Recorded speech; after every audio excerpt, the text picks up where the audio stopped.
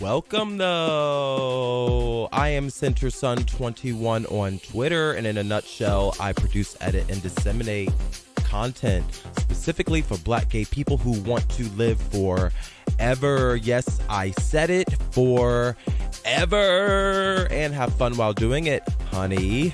My current projects include Center of the Sun podcast, live streaming, and music production. I want to collaborate with as many innovative Black gay people as possible, and if you proudly identify as such, welcome. If not, I'm going to have to kindly ask you to leave.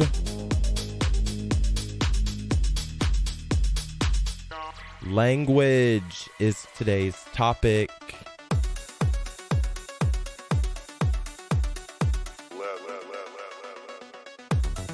And why am I just getting hip? And what does it mean for your daily life? If you want to know the answer, you're in the right place. This is Center of the Sun. I am your host. Thank you for listening. Let's dance, bitch.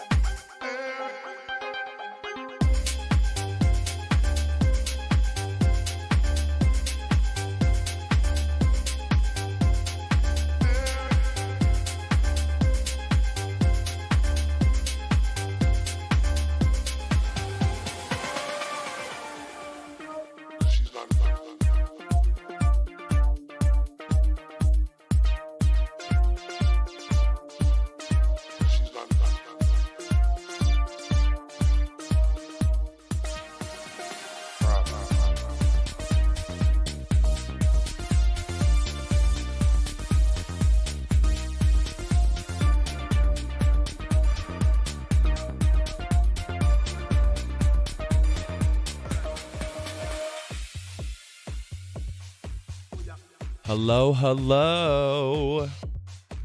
How are you doing today? I am CenterSun21 on Twitter, and you are listening to Center of the Sun podcast.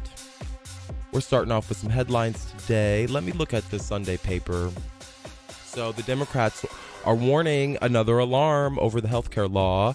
The decision by a federal judge in Texas to strike down all of the Affordable Care Act, also known as Obamacare, has thrust the volatile debate over healthcare onto the center stage in a newly divided Capitol, imperiling the insurance coverage of millions of Americans while delivering a possible policy opening to Democrats. That's being reported by the New York Times on the front page today of the Sunday paper.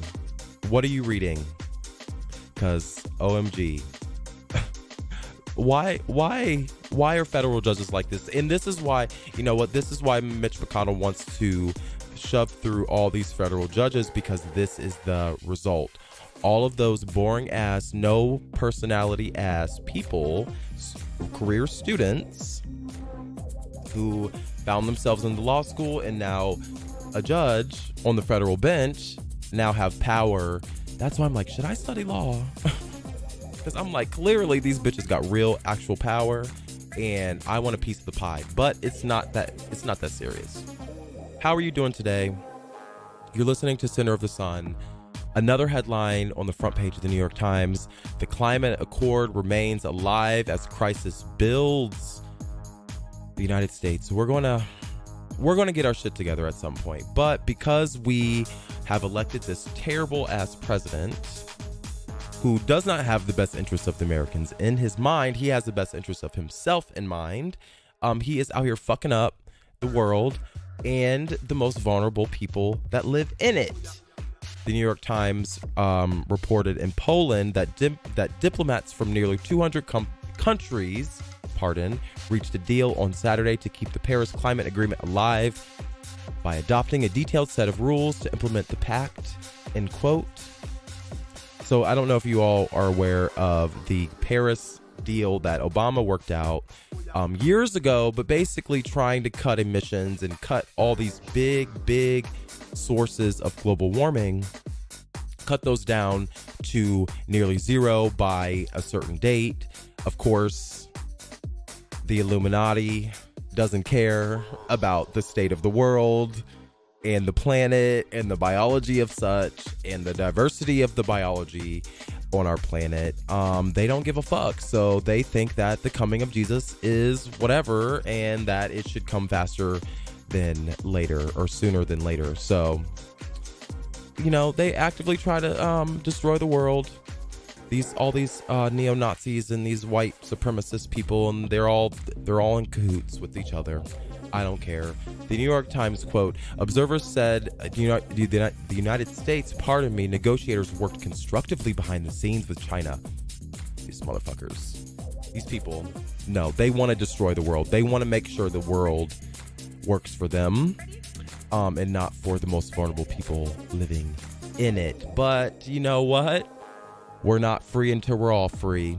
We're not safe until we're all safe. So that's today's topic. We share a collective reality if we let it. If we allow ourselves to share it, we have a collective reality. And another striking story on the front page of the New York Times, on the Sunday paper, the headline says, the best place to put your money? Your mattress. Stocks, messy bonds, commodities, not pretty. Most years, financial markets are a mixed bag. A bad year for risky investments like stocks might be a great one for safe bets like government bonds. Not a bad idea. Do you save money? So I don't know. So this show is specifically for Black gay people. So I'm talking to you right now. Do you have any savings for retirement or anything in that nature? My retirement specifically is in the stock market. So I know that however long it takes for me to lose my money is just as long or longer to gain it back. So I just have to let it sit. That's typically how savings accounts work. So if you're investing in any way, investing in the stock market is a long game, for the long term. And that's what I'm banking on. By the time I'm 60, whatever, 65, 70, hopefully I got something in there to help me out.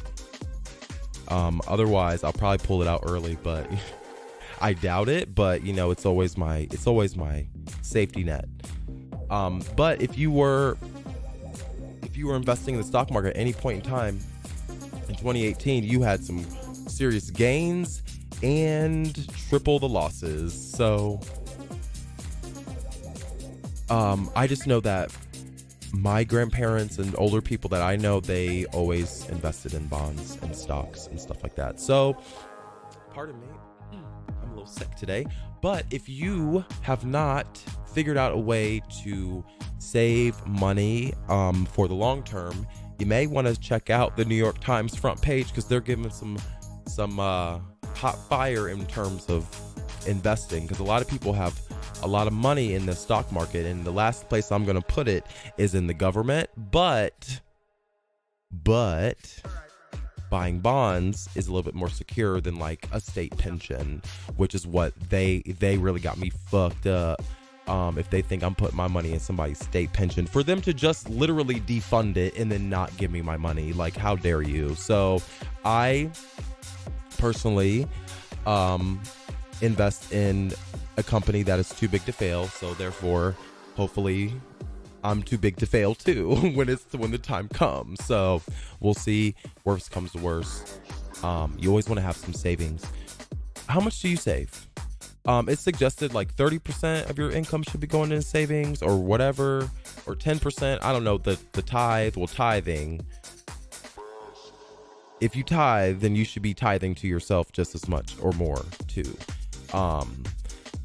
If you really want something to happen, you need to be investing in your higher self, also in the higher power. Those two things are hand in hand. Therefore, you should be investing in both of those sources of inspiration. So thank you for listening. That was Society. That was quick and dirty. I have a new idea. Let's just read the front page of the New York Times. Bam, out of the way, because ain't nobody got time to be focusing on this weird ass culture that we're living in. And I wanted to touch on society a little bit, because it's exactly what our topic is today. So language Turn to your neighbor and say, language, language, language, language. It is the glory of our species. Words, talking heads, critical analysis, critical thinking, empathy, sympathy, connecting, all these things that we do, interacting with other people, is the glory of our species. It is the one thing that allows us to develop as humans. As a baby, what's the first thing you teach a baby to do? You teach the baby to talk. You teach the baby to express themselves in order to get what they need. Otherwise, you just assume what they need, and then half the time you're wrong. We crowd into cities. We literally move and flock into cities, because I know this for a fact because Ohio is a red state now. We crowd into major cities just to talk. Their whole, the whole economy of nightlife and all that kind of stuff is all just so we can jabber to each other. We flock to digital spaces just to see who the fuck Cardi B and Offset and Nicki Minaj and all these people, what they're doing all day. We flock to those spaces just to talk to other people, because even though we're discouraged from like go sit down, watch TV, look at the screen, we're always encouraged to be quiet, but you have to acknowledge the fact that we flock to certain spaces literally to interact with each other, and we don't really understand why we do those things. Because seemingly we just think shit happens. We think Cardi B and Offset, they're just going through their thing, or it's all staged, or, I don't know what to think, because it doesn't matter. But we just think shit happens. Why did Nicki Minaj choose another rapist or another sexual offender to like date or interact with or associate herself with? Why did she seemingly so committed to this subgroup of men? Like above all else, like she does not give a fuck. Like she just wants to interact with people that are, I guess, like her. I don't know. Birds of a feather flock together. That's all I can assume. Because if she never expresses why she does it, then I can just only assume. But we flock to these spaces in order to understand and to connect with other people, because it makes us feel good. At the end of the day, it makes us feel good. But is there any aspect of life we find necessary to preserve? Why are certain things only important to you and not important to other people? How do you see those things reflected in your daily life? So the things that are important to you seem to always be important. And we have to think about our reality, because the things that are important to us are reflected in our daily life. That daily life is our reality. And we need to start thinking about our reality on various levels. So Center of the Sun covers philosophy, we cover biology, we cover astronomy, we color outside of the lines, in the lines, we cover astrology, we talk about chemistry, we talk about our body chemistry. But does it help us understand any better what we should be doing in our daily life? What should we be doing on a day-to-day basis? What should we be focusing on? Because there's like 3 million things that we could focus on. And a part of our intelligence is like being able to decipher and just filter through those things. So what should we focus on? Well, until we understand what reality is, because we don't really have a grasp of it. And I know that for a fact because we keep finding ourselves in the same cycle, talking about the same thing, because that's our reality. And so, like any episode of Center of the Sun, we need to start taking apart these ideas. How do we deconstruct our ideas? We've created such a nice, cute, discreet, simple, easy to understand, easily digestible reality, but is it benefiting us? Technology, science, magic, black magic, God, sex, sexuality, everyday life circumstances. Are we safe? Are we in peril? Is the world ending? Should we worry about global warming? Or do we worry about Donald Trump manipulating the 2016 presidential election? Is that still relevant today? Do I focus on the fact that people keep disrespecting me on the basis of my homosexuality? Do I respond every time? Or do I not? How do I know? What about languages? So from language to language, certain words mean certain things. Do I focus on the differences between our words? Should we focus on our cultural assumptions that come out of those languages? Better yet, fuck all that. What is the geological history of the planet? What is the biological history of the planet? Have we understood that reality yet? Okay, we don't really know much about the planet, so let's look at the stars, astrology. What's my zodiac sign? What is the astrophysical nature of the universe? What the fuck is quantum mechanics? What is string theory? What is a vibration? Like, we are drowned in messages every day, every single day, and we're forced and we're compelled most times to adhere to a certain culture.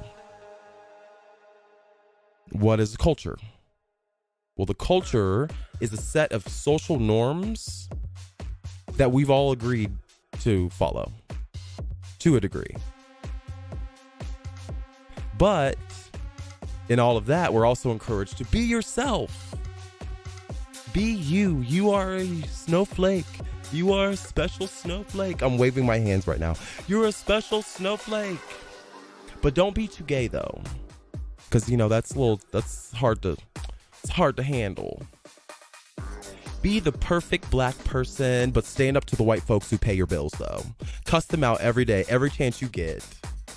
Rage against the machine while you sit safely in your racist-ass Starbucks, watching global chaos ensue. Be a part of the mess on TV. Yay! But make sure you get that new wig and download that new song. Because you need to wear your hair a certain way, you need to dance a certain way, you need to make your booty look a certain way, your tits need to be bigger, but tits are not for boys though. You have to have a certain amount of followers on Twitter and Instagram, but don't get too caught up in clout. Influence though, be an influencer, influence, content creation influencer. Influence. Is there any of this that's actually important? Is any of this actually important to your daily life? Does any of that matter? If so, and I don't want you to answer me, that's a rhetorical question, because if so, how do you know? Yeah, pause, bitch, pause. Turn to your neighbor and say, pause, bitch. By what process or system can we check our pulse on this matter? Turn to your neighbor and say, pulse. So turn to your neighbor and say carotid. Turn to your neighbor and say carotid artery. Find that pulse. We can't find a system or process to check us because there is none. There is no process. There is no system because we literally just agree and then we created a reality. But it's still a big ass hallucination, excuse me. Have you ever seen The Matrix, the movie? Neo and Morpheus and all those characters on there raging against the robots, trying to save the world, trying to create a utopia for humans under the surface of the earth.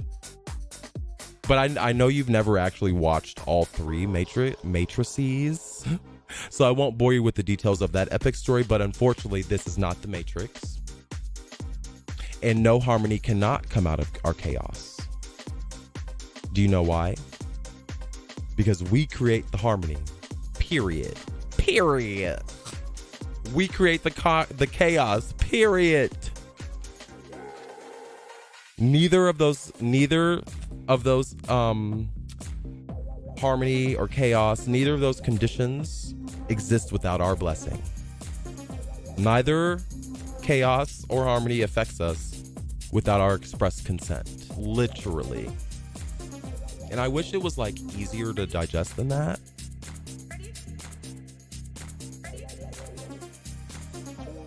But in season 1, we discussed the, you remember David Eagleman? Possibilitarianism. He wrote a bunch of short stories about the afterlife. Kind of gave me a lot of insight into how you can open up your mind and start just like allowing ideas to come out. And those ideas might not be unique to you. Those might be unique to the universe that you just recalled. But we discussed the fact that David Eagleman, a brilliant neuroscientist, created a series of experiments that prove that our brain creates a reality of its own because it's locked in silence and darkness at all times.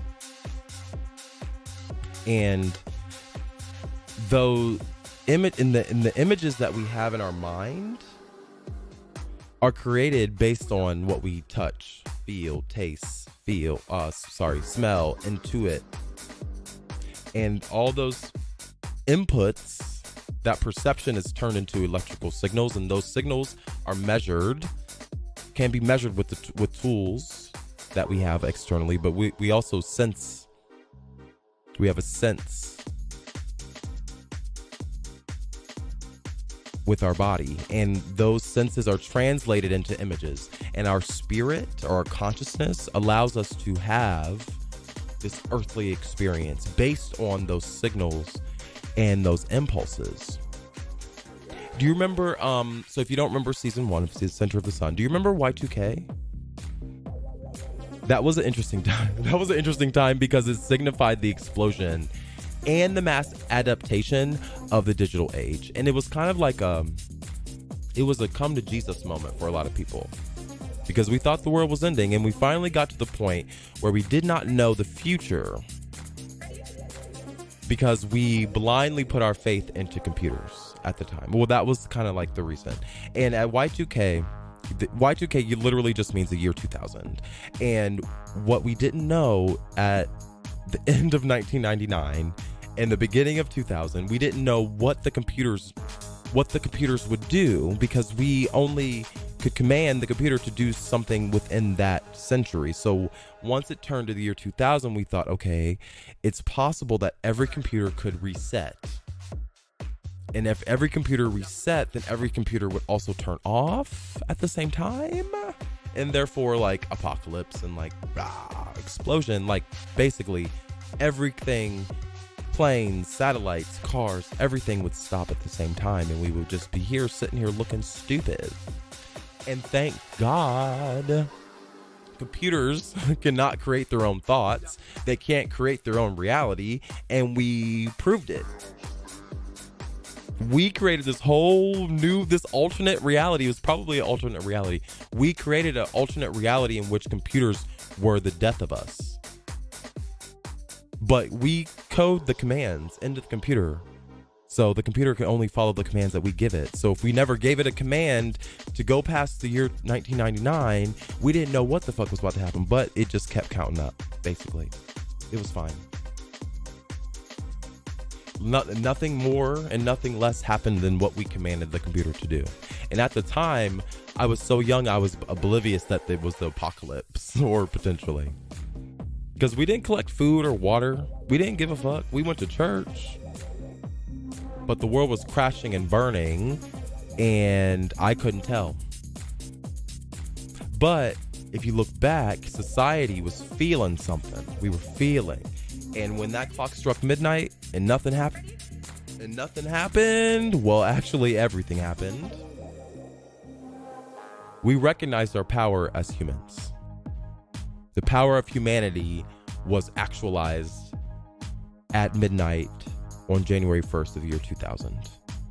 Our globalist experiment worked.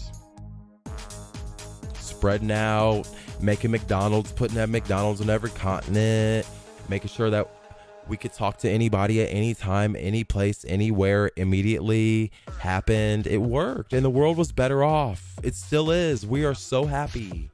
We carry the internet in our pockets. That's how much we love this shit. But at the time, the world was crashing and burning, and then the clock struck midnight. And we recognized our power. Globalism worked, and the world was better off. But from that moment forward, I always knew that everything was moving just a little bit too quickly. Because like literally, I remember rotary phones. And then all of a sudden we're using sliders and flips phones.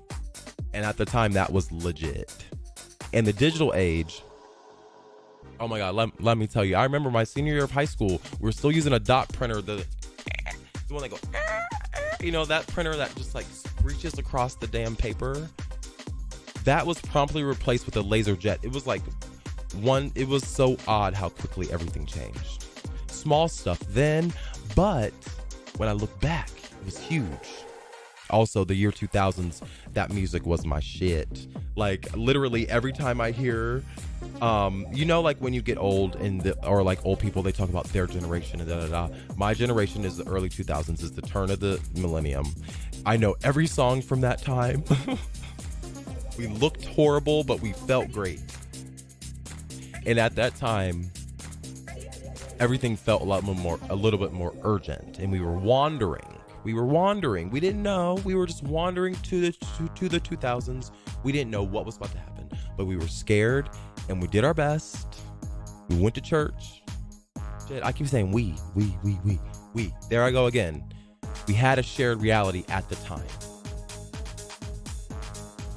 For example, do you ever like hear? Do you have? Oh no. For example, do you ever like drive on the highway and like wonder? Do you ever just stop and think like, wow, I'm in my car and there are 100 other people in their cars driving in the same direction. Seemingly we're sharing a reality. Seemingly we're all going in the same place. We're all going in the same direction right now. But do you ever think about the other cars on the highway and the other people in those cars on the highway? When you're driving in your own world, everything seemingly revolves around you. Why are you cutting me off, bitch? You don't see this big ass car, ho? What's going on? Let me through. You know, like we're talking to people and they're not paying us no mind. Let me over. They're not paying us no mind. Turn on your signal. That's me. I'm literally just reenacting myself. But they're not paying us not near mind.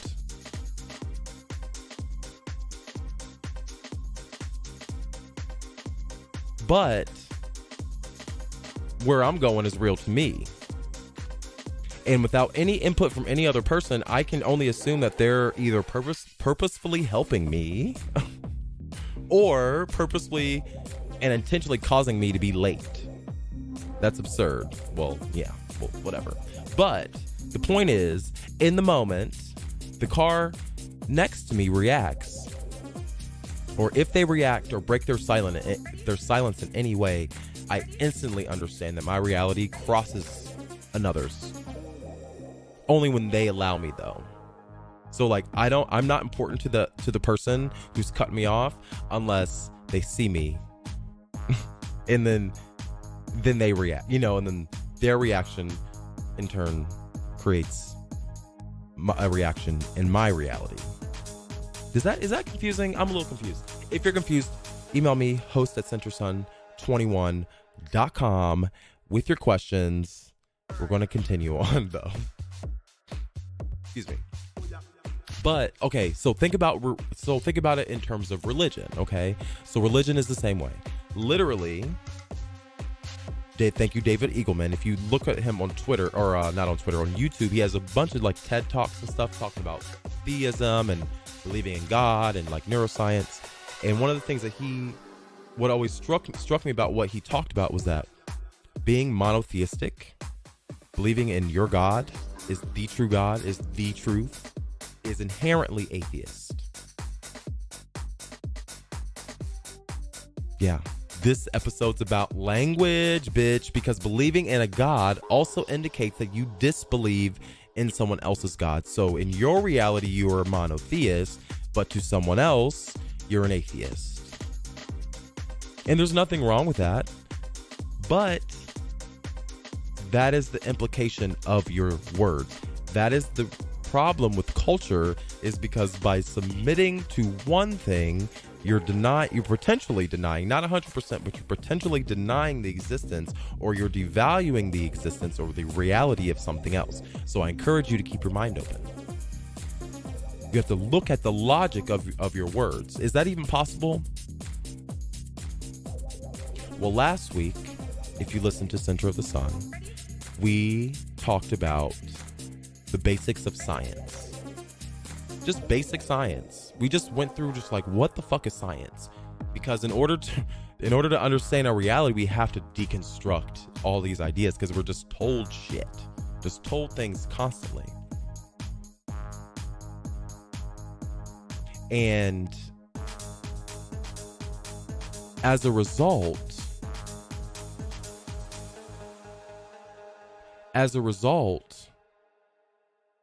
science is only a tool, and human experiences cannot be recreated. So we talked about science last episode, and we talked about how it's used as a tool, and it's used as a tool to help us understand the world around us.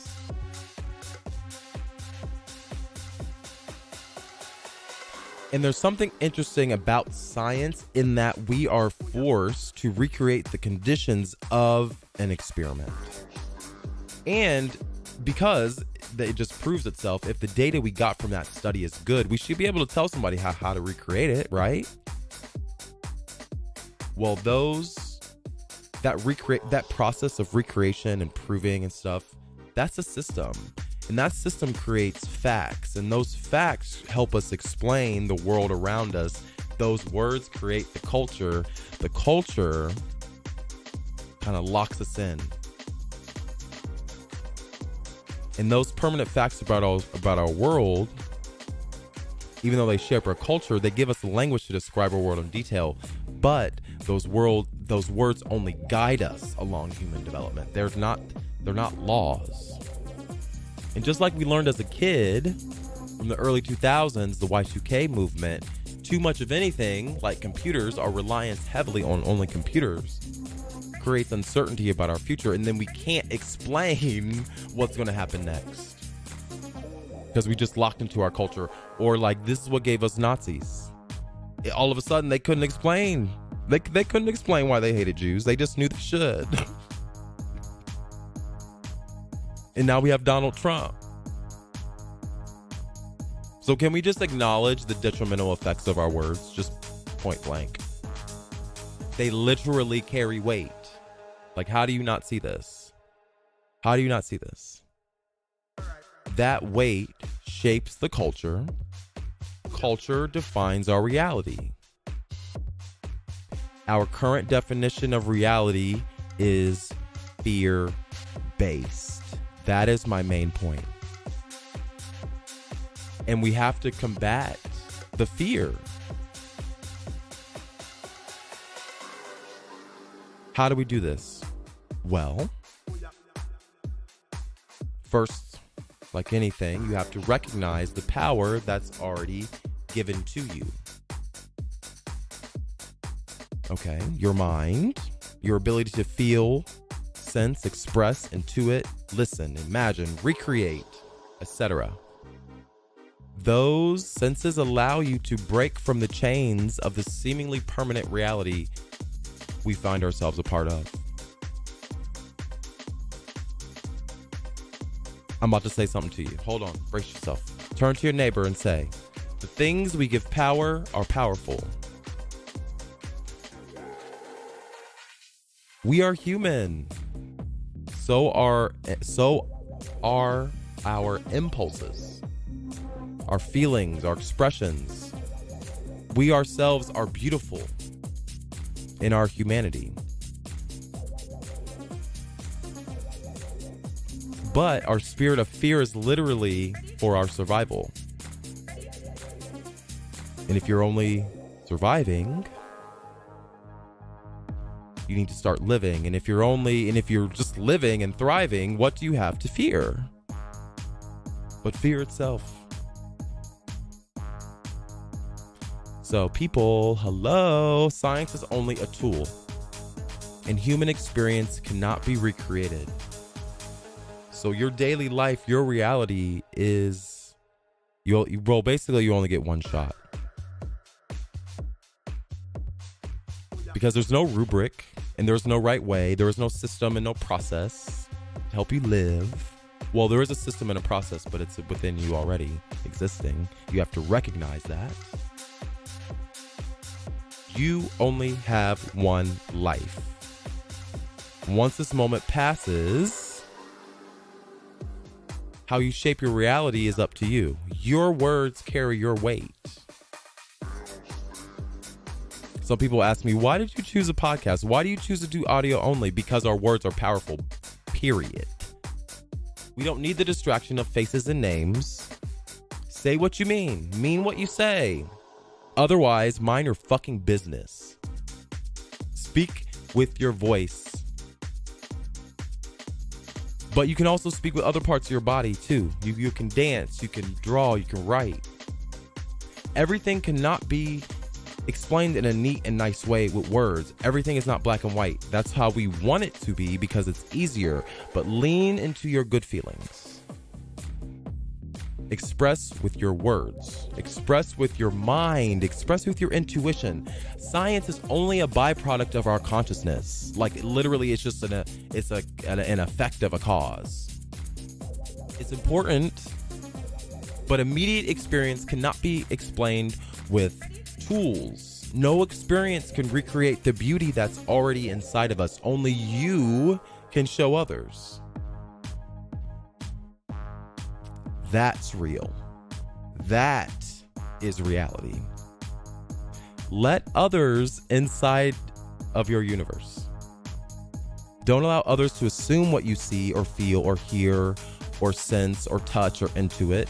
Are we sharing an experience? Of course not.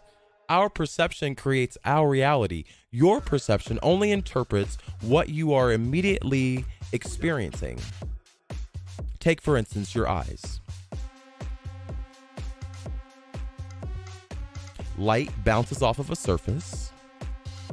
So light comes from the universe, bounces off of surfaces. The light that's not absorbed in that surface bounces off of that surface into the back of your eye. Your body senses a frequency, creates a corresponding electrical impulse. That impulse travels to the brain, and your brain creates an internal model called vision. We don't share that with anyone else. The light that is in your eye is only in your eye. We don't share that reality. We can only assume based on the information we collect. So when I talk about power, that's what I mean.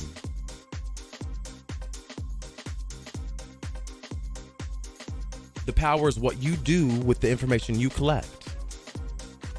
And the reality you create as a result of the information you collected from your surroundings. And it all seems random, but our brains and bodies figure it out one way or another from childhood, from baby, infancy, from the fetal stage, the embryo stage. Well, maybe not the embryo stage, but relate to each other and continue on like nothing happens, and you'll find out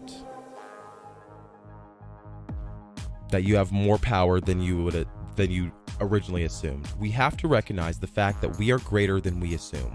We can start by being more aware of our words. It's simple. It's like 2 + 2, but it impacts our reality like no other.